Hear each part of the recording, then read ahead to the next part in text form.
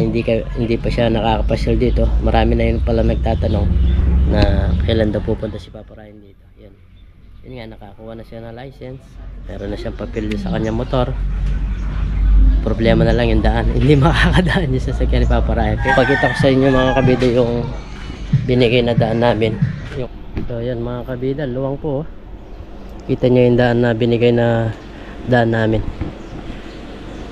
Yan, sa mga kapitbahay. Tapos pinasemento nga din ni Tatay Kabida to. Yan, luwang po.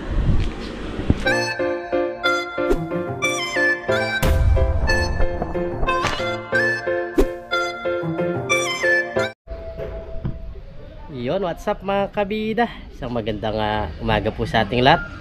So sa video ito bali nandito tayo sa Kubo at sa Bacoran. Bali sa video ito dadayo tayo, hanap tayo ng ibang spot at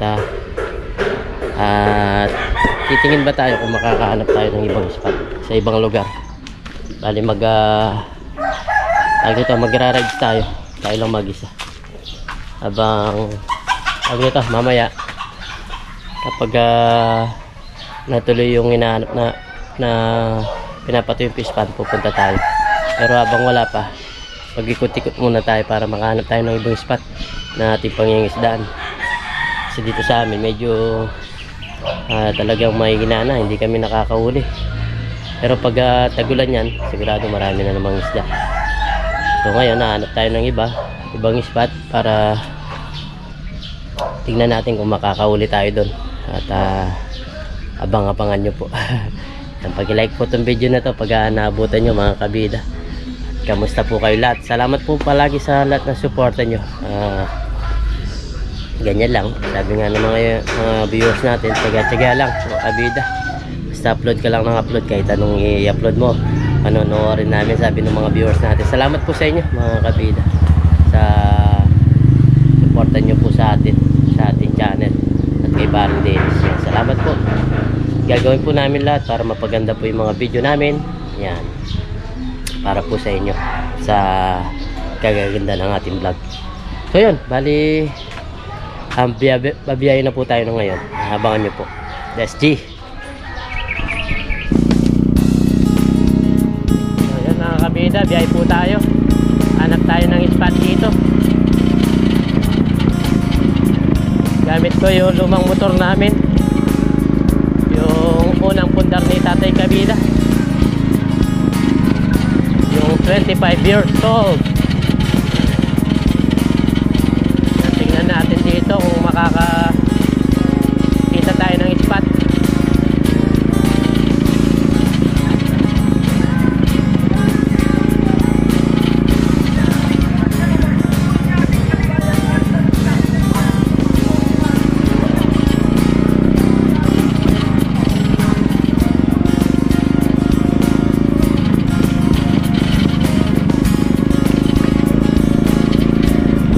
Parang patubigan lang siya, malaking patubigan lang yun nandito. Yan, palisdaan po. Mga katabi is palisdaan.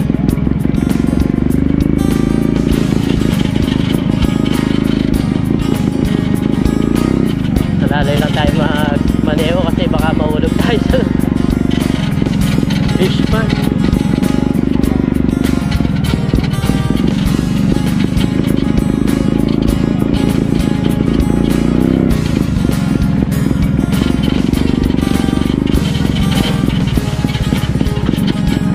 Lip na lugar po wala to. Tapos hindi pa simentado yung daan.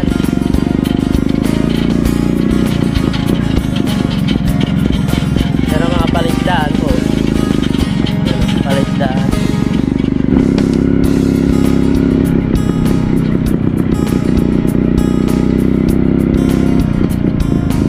Ito ano. Ang daming pagkain ng ito.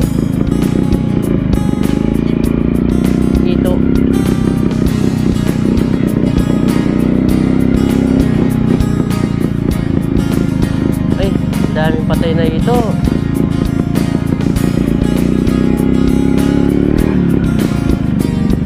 Namatay yung mga ito.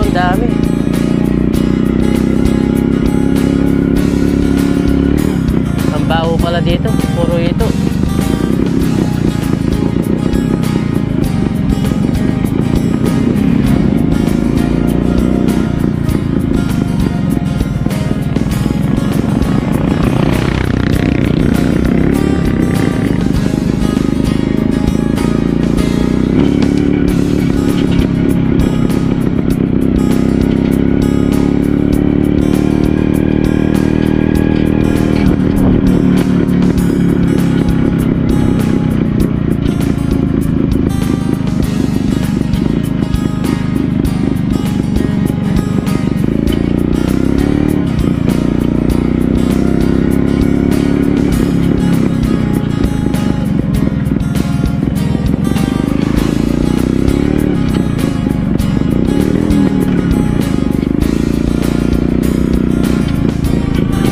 Nagpapakain po sila ng isda, oh.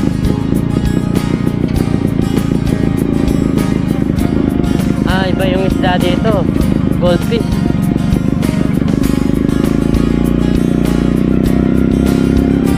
Goldfish po yung isda nila dito.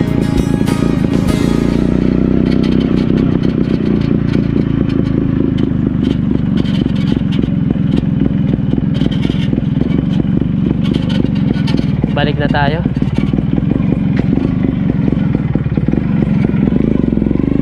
Dito meron patubigan.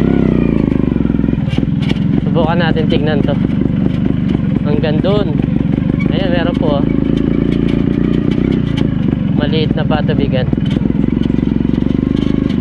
Yan, mga maliit na patubigan. Meron pala dito. Maganda to, ah. Baka meron dito. Sana mahaba siya. Sana mahaba. Meron siya. Ay, nagpatuyo dito.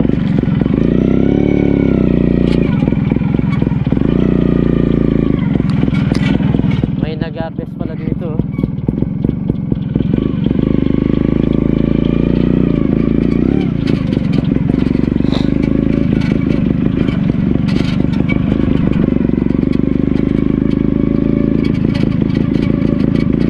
Silang maliit na patubigan dito. Yan yung hinahanap ko. Okay, dito kasi mukhang walang nakakapunta. Yan, meron maliit na patubigan dito.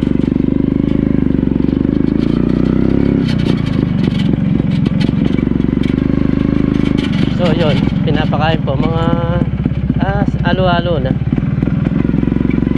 May tilapia, may goldfish.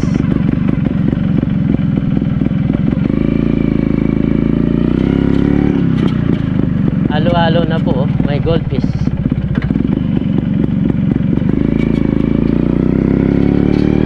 Maganda dito. Maganda po dito.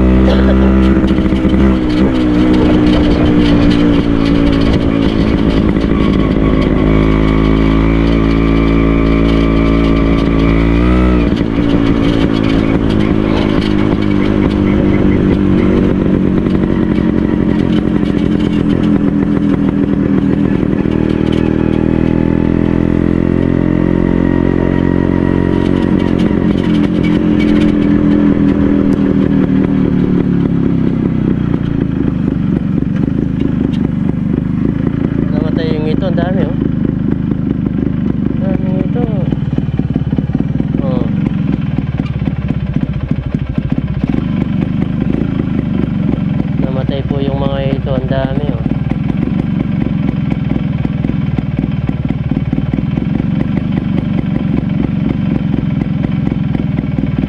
Ang daming ito po, namatay lang oh. Ay. Sayang yung mga ito oh. Namatay, ang dami.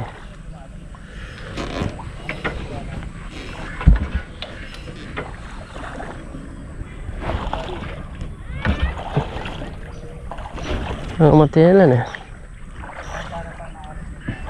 Daming ito, patay lang.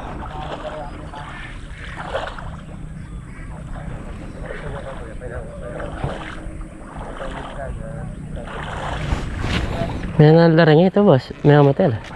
Kaya aking pala huh? Namatay pala yung mga ito sa init mga kabida. Grabe po.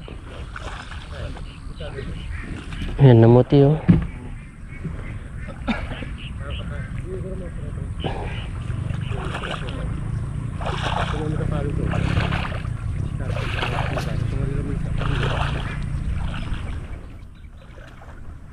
Ayan, namuti na. Dami po namatay na isda na yon. Grabe. Dahil po sa init. Ito po yung problema sa mga fish pan pag panahon ng tag-init. Nai-stroke po yung mga isda.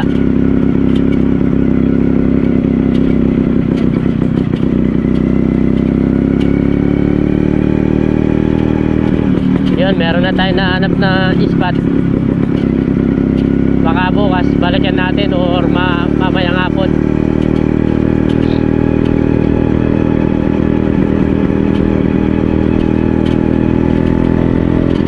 Yan, biyay na po tayo pa uwi.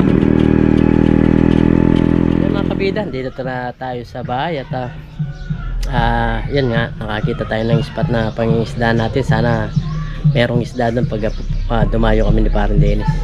Bali nagkut-kut lang tayo at hanap talaga ng ibang spot kasi dito nga kahina po at kita nyo naman pamisa-misan isa, ganyan na lang yung nahuli namin, hindi na at karamihan. Ang dami ng mga ito, dalag na nahuli namin. Taginit po kasi kaya walang tawag nito, walang ganong isda at walang ganong pumapasok na isda pag taginit.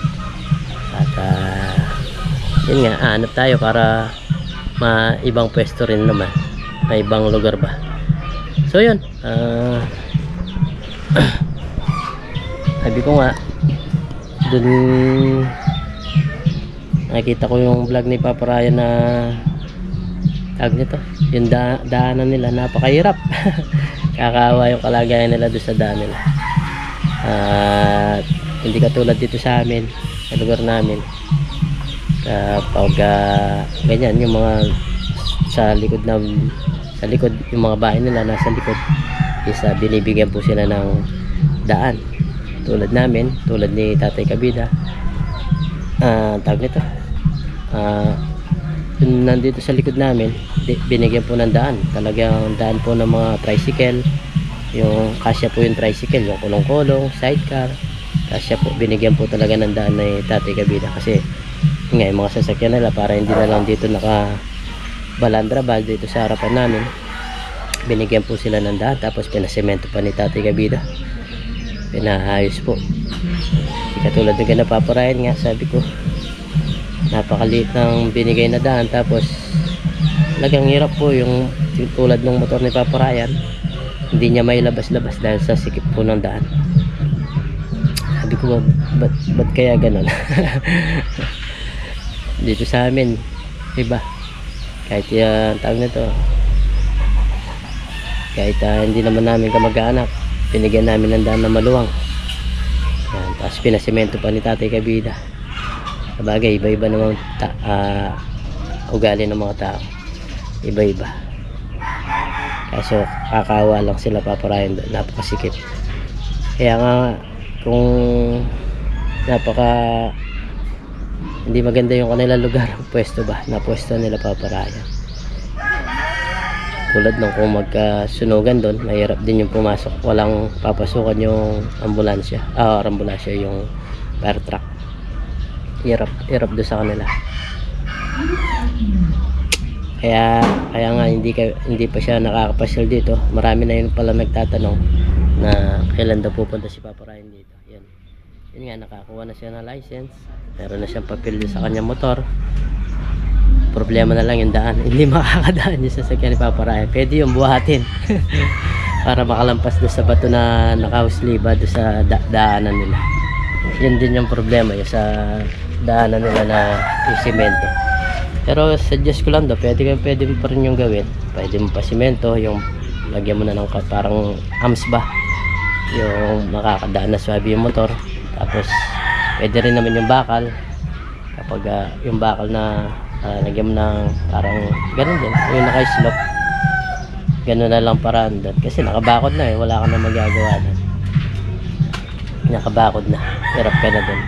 Kaya gagawin mo na lang doon, paraan na lang, gumawa ka ng simentuin mo para yung pa-slope ba, para hindi mahirapan yung motor. Pero yung mas madali yung simento kaysa sa bakal pala. Pero yung bakal, ayos din naman yung bakal. Pwede mo yung mabuhat-buhat basta makadaan lang yung motor, ayos din. Sabi ko nga, dapat pala pinatansya mo rin yung ganun, tulad ng daanan nila. Tao lang talaga nakakadaan. Yung motor makakadaan man, hirap po siya. Kita ko doon sa in-upload ni Papa Ryan, napakasikip po ng daan talagang.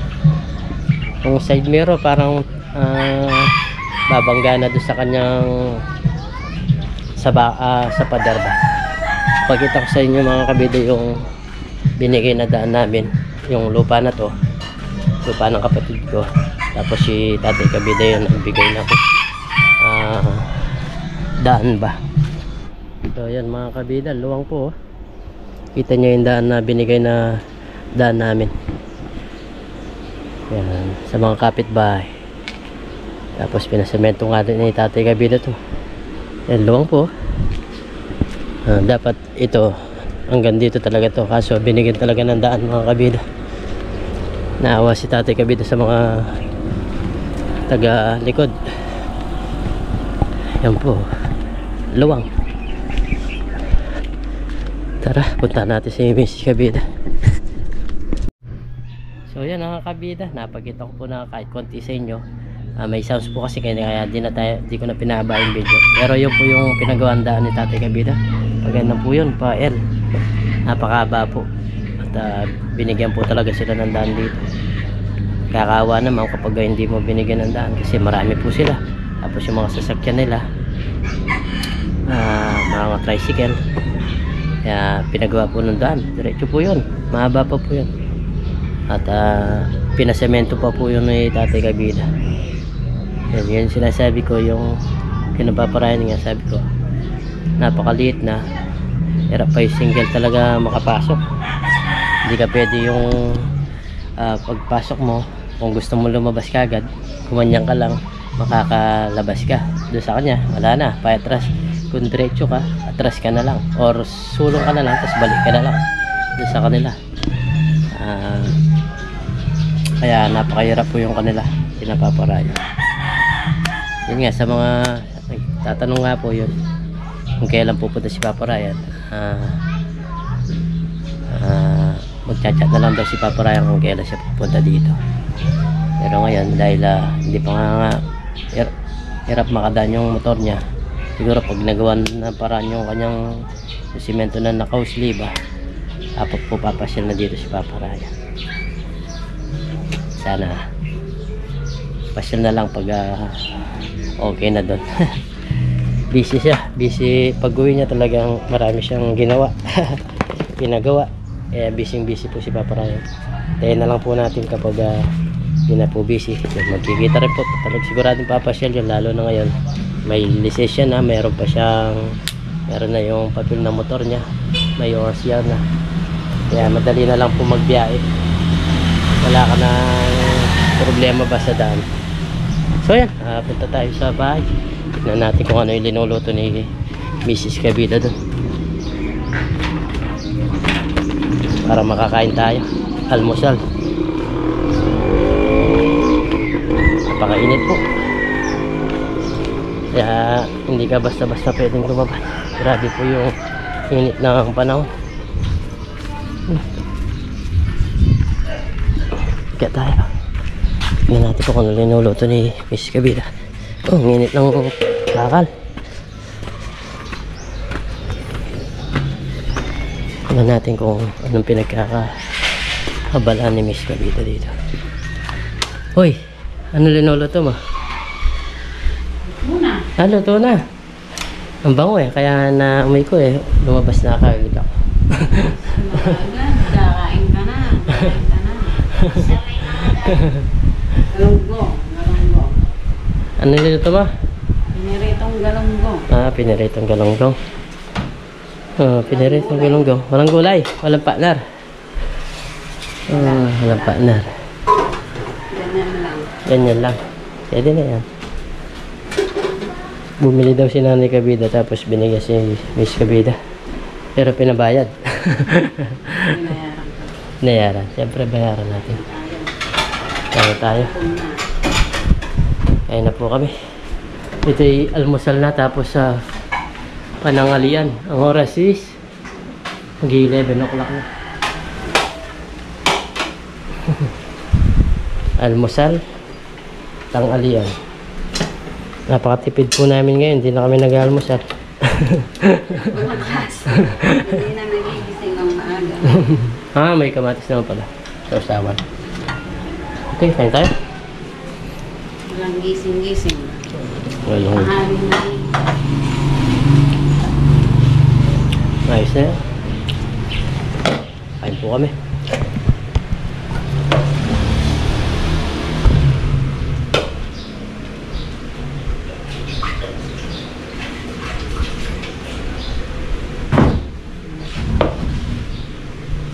Kain po tayo.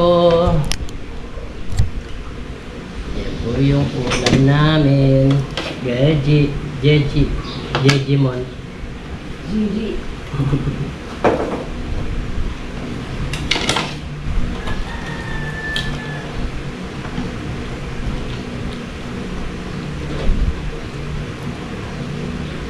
So yun, bago tayo kumain mga kabida, pray muna tayo. Lord, maraming salamat po sa pagkain ng sarap po namin. Sabihin niyo po kaligtasan sa araw-araw. Lagi niyo po kaming gabayan, pati na rin po pamilya namin. Pati na rin po yung aming mga viewers. In Jesus' name, Amen. Kain po tayo. Simple. Simple ulam na masubo. Para po ito nyo.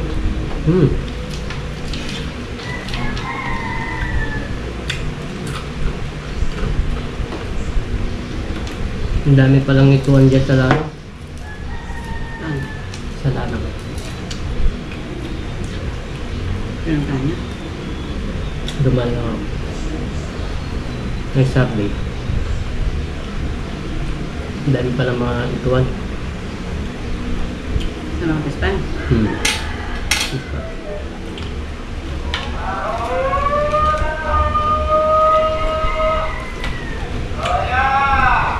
Oh, yeah.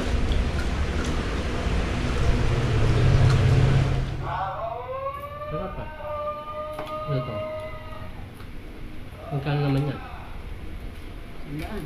Tandaan yung gano'n. Isang kilo, 200. Kalahati lang mo. Mahal din. Mahal din pala yun. Sariwa lahat. Kaya hindi ako nabibunay. Nagtitinda talaga ng isa.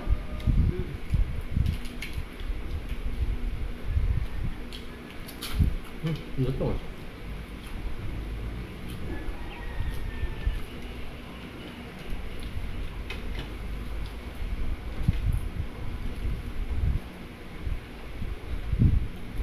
Sinanay, bumili ng tao. Kasi hindi naman yun ako. Ano na ito? Diyan na.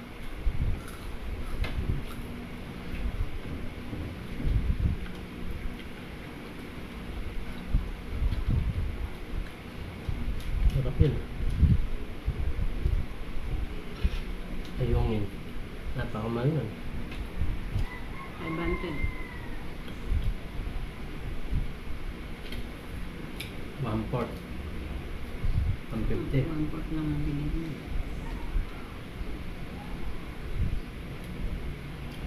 Ampot ng 50 ba? Oh, hindi, 125.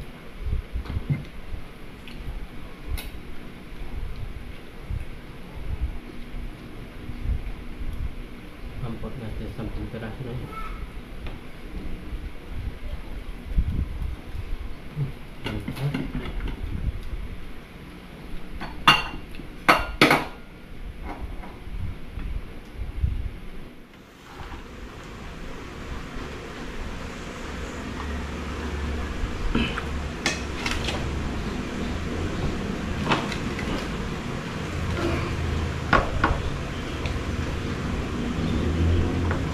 Napaparayan, hirap ng daan yan. Hindi mo makadaan yung tricycle. Dito sa atin. Ha? Yung binigyan nila ng daan. Yung sa atin. Kaluwag. Sige na, maliit. Ay nila, hindi mo makakadaan. Yung single nga niya, nahirapan. Nakwento ko nga yung dito na binigay na daan ng tatay kabila, no? Ang laki. Ang laki. Kanina ba yun? Yung Ano pa? dinadaanan niya. Hindi sa kanya. Hindi sa akin.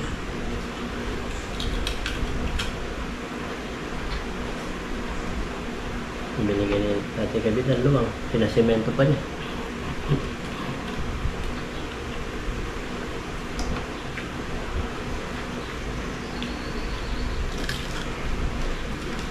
Pag okay na daw, doon na lang siya tapas yan. Para yan. Magchat-chat na lang daw sa akin. Paano ang 4 wheels ko yung binili? Wala nang daanan. Wala na. Saksado na lang. Hirap yun. Diba ano naman yan?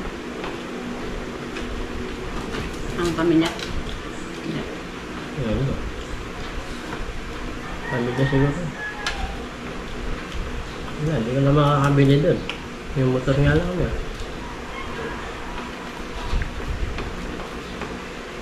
Hirap. Ano? Hindi naman mahirap sa likod ng bahay. Iba-iba talaga ang ganta. Tulad sa atin. Dapat daanan lang ng single. Pero binigyan ng daanan ng tricycle. Luwang po.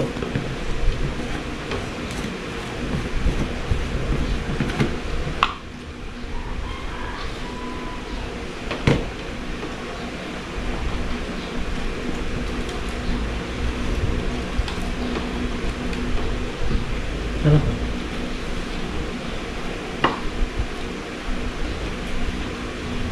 Yung nga kayo, no? Sarap ng ulo, malatang. Huh?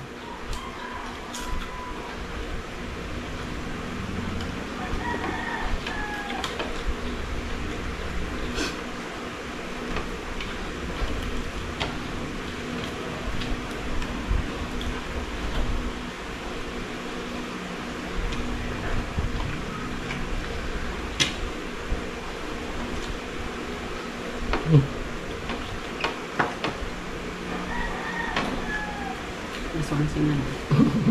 Maagang kumakain. Hindi kasi kami lagal masal. Kapi lang.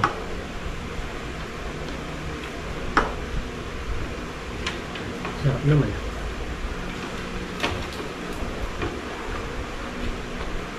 Ang mag-harvest. Wala. Mainit na.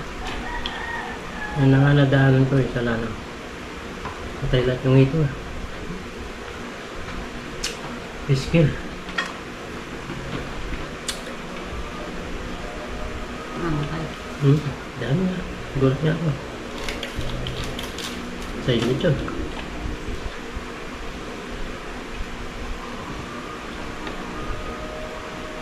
Ba yung kaya idol TikTok? Patay lahat yung dami.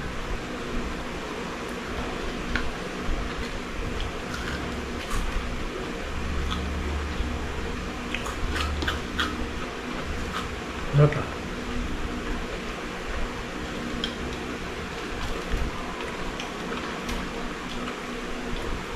Pati kamatis na ubos. Ay, simple lang yung ulam. Masarap.